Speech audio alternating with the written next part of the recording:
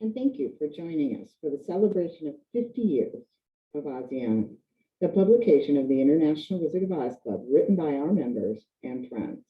I'm Susan Johnson, one of the membership secretaries for the club. This is the second part of the Umbrella Island in Oz from the 1996 issue of Oziana. The story was written by Ruth Wara and illustrated by Ken Cope, a former computer illustrator for Disney.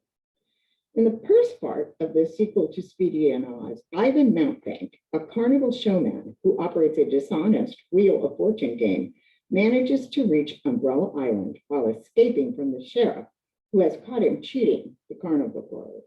True to his nature, he has convinced King Scissoroo, Kachuka, Bambula, and several others that he is king of the United States. And worse than that, he has also put a spell on Princess Garita, who is now engaged to him. Pansy the Watch Cat, however, is not impressed. Johnny Consul, a young carnival grower, is carried off by the same ladder dangling from the island while trying to rescue a pet chameleon named Pickle. And he finally also manages to reach the island, where he is greeted by Terry Bubble, the live dinosaur skeleton who thinks at first that Speedy has returned. Johnny tries to convince the king and his counselors that Ivan is lying, since the USA has no king. He is, however, locked in the tower for his trouble with Pickle. Terry Bubble, Pickle's gigantic cousin, is chained outside. So we pick up our story here with Johnny Consul's worried parents. Even after the latter switched out of sight, Mr. and Mrs. Consul and Lynn kept running after it, darting across Michigan Avenue in the face of a huge truck and twice colliding with telephone poles. They kept running until they sank to their knees in exhaustion. Then Dad helped Mom to her feet and they turned back. We'll go to the police station. They won't be able to do anything. No, but we have to try. But there was nothing the police could do. In fact, Dad felt that if he had not been a volunteer policeman himself, the police would not even have listened to his story. As it was, the whole unbelievable tale was copied into the police records, but the desk sergeant shook his head. We haven't a clue. We can't call the Air Force, of course, to see if they have any experimental craft flying in this area, but their planes aren't likely to trail rope ladders. Can you get into the papers? Mom asked. Then everyone will be watching. The sergeant glanced meaningfully at the corner of the police station where a couple of men were listening avidly. It'll be in the papers, he said grimly. Those men are reporters. Yes, indeed. The two men came forward. They produced notebooks and began scribbling furiously. An unidentified flying object, you say, with a rope ladder trailing along below? Now, what is your son's name? Parents claim son kidnapped by UFO, screamed the headlines the next day. There was certainly publicly enough, but the papers made it clear that they did not believe the council's story at all. They don't believe a word we said, Lynn wailed. How can we ever get Johnny and Pickle back if no one looks for them? Just then the doorbell rang. Dad opened it to a pleasant young man who asked, is this the home of the young boy who disappeared up the rope ladder? Yes, but we don't want to talk to any more reporters, snapped Mr. Council. I'm not a reporter, the young man hesitated. My name is William Harmstead, but my friends call me Speedy. I don't suppose that means anything to you, he queried hopefully. Dad shook his head, but Mom and Lynn jumped up from the couch in sudden recognition of the name. Mom threw the door open wide. Come in, she cried eagerly. Are you the Speedy? The Speedy who once went to Umbrella Island? The young man looked relieved as he sat down. Yes, I am. I don't usually talk about it. It's hard for people to believe. I never truly believed it, Mom admitted, but when Johnny saw the rope ladder earlier in the day and told us about it, I thought of Umbrella Island. Only if it were really Umbrella Island, surely a king, I don't remember his name, would bring my son home. He was a good king, wasn't he? Yes, Speedy said. He'd bring Johnny home, but perhaps the steering mechanism is broken or something, and he can't do it right away. Oh, I never thought of that. Is there anything you can do? Well, Not directly, but I do have an idea. Tell us, Mother. Dad and Lynn were all leaning forward hopefully. Well, I've been to Oz twice, Speedy hesitated. I suppose that if you know about Umbrella Island, you know about Oz too. Mom nodded quickly. It's the most important fairy country. Dad nodded too and smiled fondly at his daughter as he spoke. Even I have heard about Oz. I've seen the movie several times on TV with my children. Wait, Speedy continued. I know that the Princess Ozma and Dorothy sometimes look in the magic picture and watch the friends they used to know. I think they might watch me once in a while. Do you have any way to talk to them if they do? No, not talk, but I could wear a small sign on my collar. Ozma, please bring me to Oz. Something like that. Mommy immediately jumped up, glad for something to do. She hurried up and got a white card and a felt tip marker. When Speedy had printed the message, she pinned it on his collar and nodded. Yes, that would show in the magic picture if Ozma sees it. She will really bring you to Oz. I'm sure she will. And when she does, I'll tell her about Johnny. She'll look for him in the magic picture too. The magic picture will show him wherever he is. Will this Ozma lady send him home if you ask her? Continued the little girl anxiously. Of course, the young man stopped for the simple reason that the young man was no longer in the room. Dad jumped up and peered through the window, but Speedy had vanished. This is crazy, he exclaimed. First Johnny, then Speedy. He didn't climb a ladder, just disappeared. How could he vanish without going out the door? He's gone to Oz, Mom asserted positively, and Lynn nodded in agreement. Ozma saw the sign in the magic picture, and she transported him magically to Oz. Soon we'll have Johnny back. And Pickle, too, added Lynn. Soon after he awoke, Johnny began to look for a way to escape. First, however, he had to comfort Terry Bubble. The dinosaur felt guilty that he had not been able to protect his cousin and the child, but Johnny reminded him that he had been bested by magic. The wizard turned the spray gun on you, Johnny said. I saw the label. It was DD-teethless. I suppose that must have made you as weak as though you didn't have any teeth. No teeth and no claws either, wailed Terry Bubble. I don't seem to have any strength at all. Oh, Johnny, I'm so sorry. And cousin, say, where are you, cousin? I'm here, the chameleon, almost invisible against the gray stone ledge, jumped onto Johnny's blue shirt, where for a second Terry Bubble could see him. Then he turned blue. Pickle, Johnny exclaimed. You couldn't turn any colors before except green and brown. Couldn't talk before either, Pickle reminded him.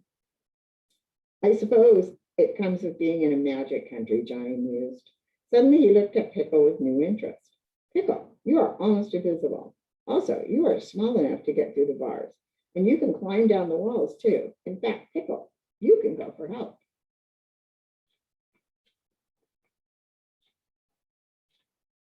Pickle nodded. I can go for help, all right, but to whom do I go? Who is likely to help us? Oh, rats, Johnny sighed. There's no point in going to the king. He's the one who put us in here. And there's no point in going to Garita. She says she's engaged to Ivan. That was queer, by the way. She didn't seem to know she was engaged to him until he told her so. She wasn't engaged to him when I left the banquet earlier, Terry Bubble said helpfully. Still, she isn't likely to help us. And the wizard was the one who sprayed you with DD-teethless. But he didn't want to, piped up Pickle, who had watched the whole affair while peeking over the ledge of Johnny's pocket. That's true, Johnny mused. Terry Bubble, are you usually good friends with the wizard? I always have been, Terry Bubble wailed. He made a special umbrella for me to use as a parachute so I couldn't get smashed if I fell off the island. But I've always been friends with Garita, too. I've been friends with everybody except Kachuka. He wants to make me into buttons. Well, we can't send Pickle to everybody, but it might be worth sending him to the wizard. If Pickle explains that Ivan is a fraud and is probably trying to steal the island, perhaps Waddy will help us.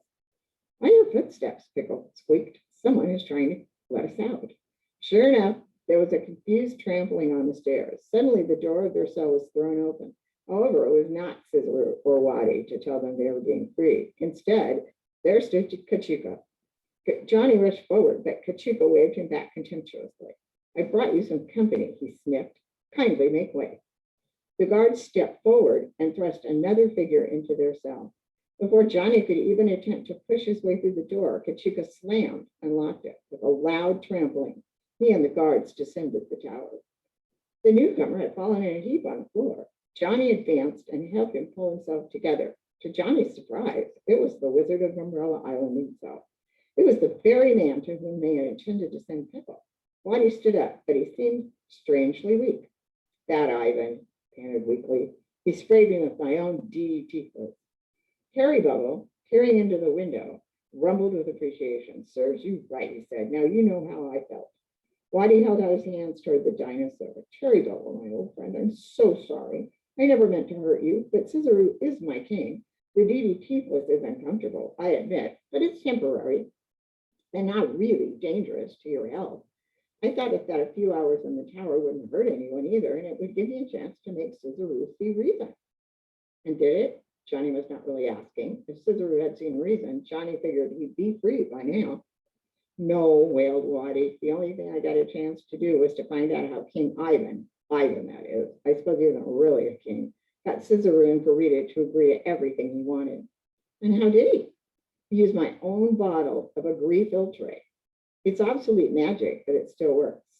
He put a pinch in Scizoroo's and Garita's coffee. The power would make them go along with anything he said. Then that is why Garita agreed when Ivan said they were engaged. Terry Bubble sighed. I was worried about that. I always thought she liked Speedy. I'm sure she'd prefer Speedy, Waddy agreed, but it wouldn't matter. After a pinch of Agree Filtrate, she would have agreed to marry a rattlesnake if Ivan had suggested it. How did Ivan happen to spray you with DDT plus? Johnny asked. What made him think you were an enemy? Waddy groaned. I kept insisting that you sounded dishonest to Speedy. I said that we should check up and see who was telling the truth. Finally, I remembered that I had a magic long-distance television screen which could tune into the U.S. channel. I could get a newscast and find out whether the U.S. had a king or not. And did you? Yes. But first, Ivan whispered to Scizoroo, and the king asked me to leave my DDT plus with him. He said he might need it. Terry Bubble happened to become dithyrambic. I assured him that the spray I'd used on you would remain potent for a month, but he still wanted the spray can, and I didn't think it would matter. After all, I had other magic. And then I went up to my tower room. The first thing I noticed was that something was missing from my exhibits of old-time magic. I examined the case carefully and discovered that the bottle of Agree Filtrate was missing. Then I remembered the way Scizoroo agreed to anything Ivan suggested, and how Garita agreed that she and Ivan were engaged. If Ivan had poured a dose of Agree Filtrate into their coffee cups, that would account for the way they acted. Then what happened? Asked Johnny. I was so angry that Ivan would use my own magic that I went right down and confronted him with it. Unfortunately, he was ready for me. As soon as he saw that I knew what had happened, he pulled out the DDT tintless spray and let me have it. I couldn't do a thing. Kachika and the guards brought me up here. The guards don't really want to, but they are used to obeying orders.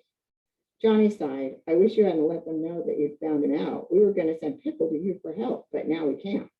Pickle? Waddy looked up with interest as Johnny pointed to the small, almost invisible blue chameleon perched on his shirt.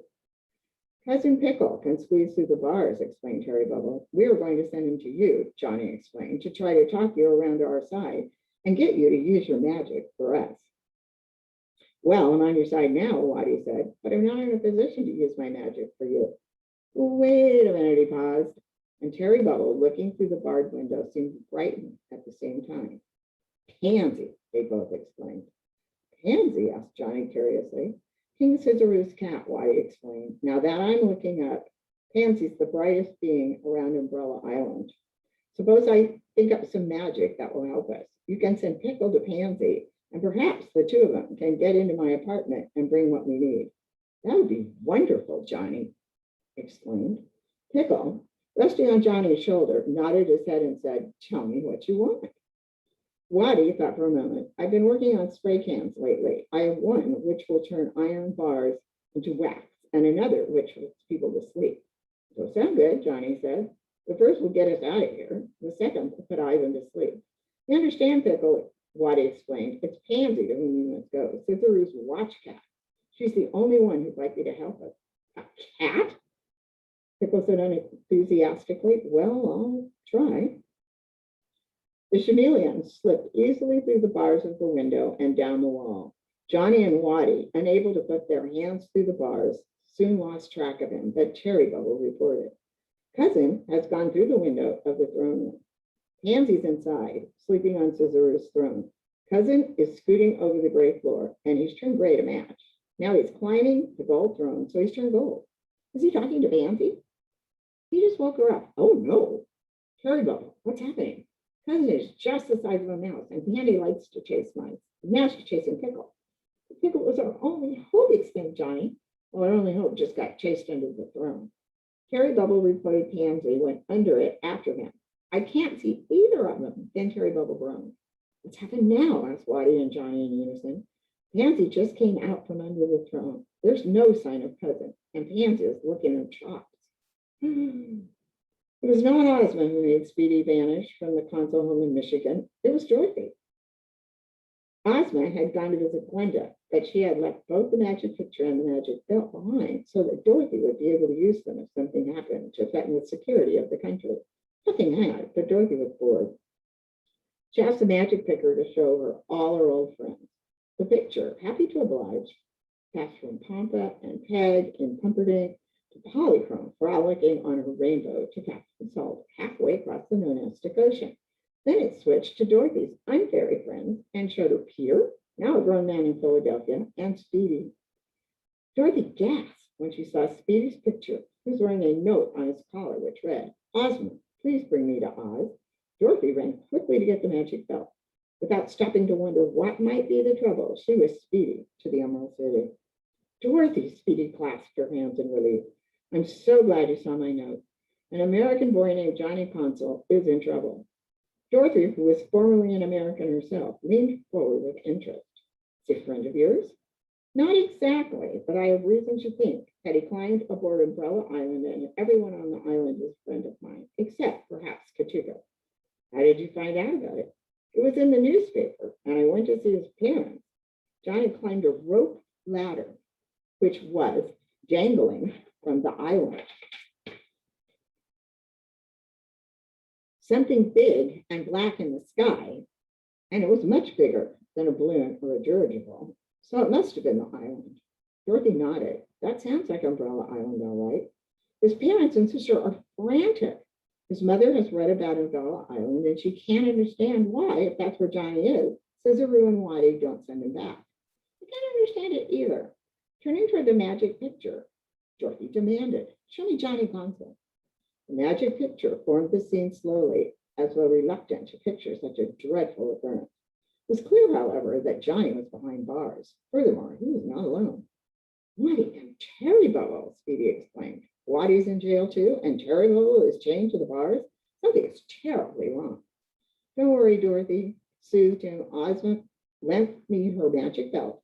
It's how I got you here. I can use it to help Johnny and Waddy and Cherry Bubble. She paused for a moment, gathering her thoughts together, then continued. I wish Speedy and myself to the palace on Umbrella Island. Speedy blinked. One moment, he had been in the consul's living room. The next moment, he had been in the apartment in Ozma's palace where the magic picture hung. Now he was in the throne room of the palace on Umbrella Island. Before him, Cicero sat on his throne. To his right, reading a book, sat Princess Garita. Behind her stood Bambula. On his left, very much alert, and a stranger in red tights and a long red cape stood looking very arrogant. Speedy, Cicero looked embarrassed. Speedy, what are you doing here? Speedy gathered himself together. Princess Dorothy from Oz brought me here to rescue an American boy.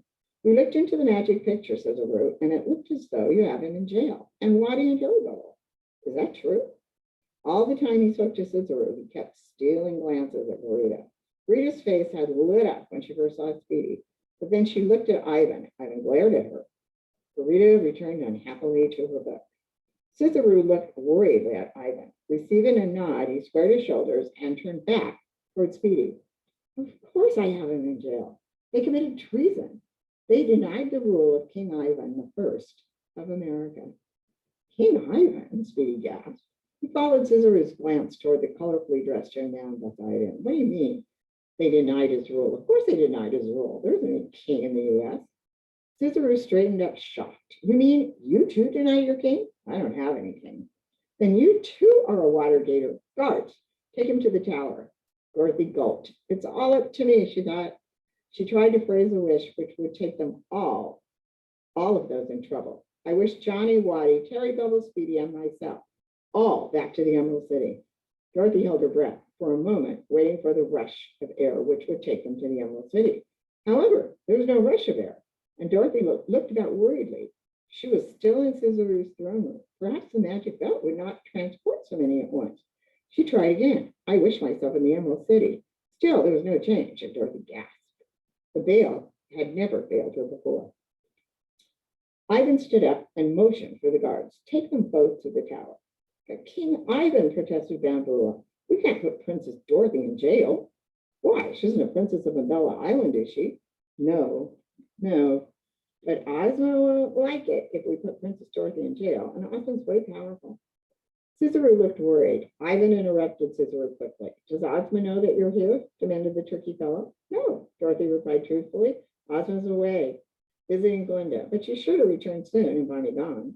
Well, we'll cross that bridge when we come to it, Ivan muttered. Meanwhile, you can wait in the tower, right, Cicero, old boy? Cicero nodded his bemused agreement. It's very comfortable there, he said apologetically. I've had special heat ducts put in, Princess. Guards, take them both to the tower and take along some cushions.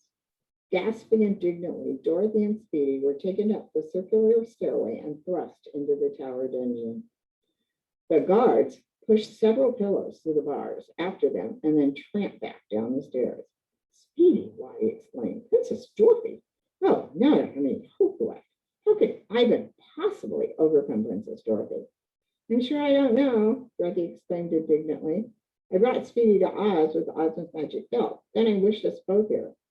Both those wishes worked. Then I wished all of you and us back to the Emerald City, and the belt doesn't work at all.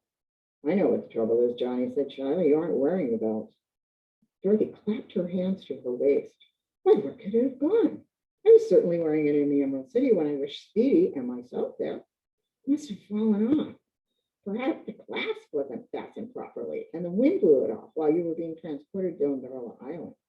Do you have any magic with you, Waddy asked hopefully. No. Ozma only left me the picture and the belt. The picture is still in the Emerald City, and I guess the belt could be just about anywhere. How about your magic, Waddy? Mine's all in my tower room. We sent Pickle, a pet chameleon, to try to get Pansy to help us, but Pansy didn't listen. She thought the chameleon was a mouse, I guess, and she ate him. Dorothy shuddered for a moment, then set her jaw in determination. Well, we won't stay in here forever. Sooner or later, Ozma will return and find that I am missing. She'll look in the magic picture for me, and then we'll all be rescued. She'll look at the magic picture for you, Johnny agreed, but then she will probably transport herself here, and Ivan will throw her in jail too. It looks as though the only way we'll ever escape is for Ivan to throw so many people in jail that the whole tower collapses. Terry Bubble had not actually seen Pansy eat Pickle. Running for his life, the little chameleon had dashed into the throne, and Pansy had followed. Terry Bubble could not see under the throne, but after a bit, Pansy had come out. She was licking her whiskers, and Terry Bubble naturally assumed the worst had happened. Actually, Pickle had darted up the leg of the throne and around the back. There was only about an inch between the back of the throne and the wall. Pickle fitted very well, but Pansy could not possibly follow. Crouching under the throne, the official watch cat let out a series of heart-rending yowls. She was making so much noise herself that it was some time before she noticed the high-pitched squeak of the little lizard. Gradually, however, Pansy realized that the lizard was not just squeaking in fright. He was trying to tell her something. Cousin, Pickle was saying over and over again. Cousin, cousin. I'm not your cousin, Pansy growled. She had been in a bad temper ever since Garita admitted to an engagement with Ivan. The fact that Pansy had just failed to have chameleon for dessert made her even crosser. No, you aren't my cousin. It's Terry Bubble who's my cousin. That great galloping dinosaur, your cousin? Pansy snorted. Don't make me laugh. We make about 2.5 million of you. Yes, but we're both reptiles, Pickle reminded her. That must mean we are related. Well, I suppose you are. Terry Bubble isn't here to protect you. But I'm trying to help him and Waddy and Johnny. Nancy hesitated. I don't know anything about Johnny. He seems to be a nice boy. Waddy thought he was telling the truth. Of course they were telling the truth. The United States didn't have a king. It never did. Well, suppose you're right. What do you expect me to do about it? Waddy wants you and me to bring him some magic. Then he can get them out of the tower. Nancy's eyes gleamed. Yes, that might work. Did he tell you what he wanted? Yes. Well, we mustn't let on what we're going to do. Scissor and the rest may come back to the throne any minute. Say now that you aren't running, you've changed color. Can you turn the color of anything? I seem to be able to turn a lot more colors on this magic island than I could in the United States, Pickle mused. I suppose I could turn your color if I climbed on your back. And you'd better do it. That way you'll be invisible. When I see my chance, I'll slip quietly up to Waddy's room. Stay on my back. You'll be with me. Pickle shuddered as he advanced to climb on Pansy's back, but the watch cat had truly given up all thoughts of eating him. Instead, she padded out from under the throne and sat down to lick her woods closed.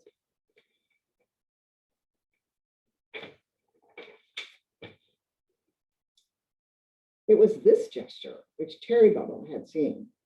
He had interpreted it to mean that Pansy had finished off the chameleon. Actually, Pickle had his claws embedded tightly in Pansy's fur. He had turned a shiny ebony to match, and he was darting the beady little eyes as fast as possible, but the rest of him remained perfectly still.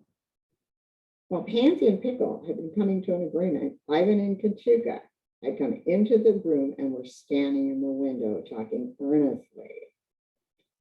Well, I wonder what they're talking about. I think we'll find out in the third installment of Umbrella Island in Oz. Thank you for joining me for the second part of this sequel to Speedy in Oz. It is from the 1996 issue of Oziana, written by Ruth Wera. And I'm Susan Johnson, member secretary of the International Wizard of Oz Club. And goodbye for now.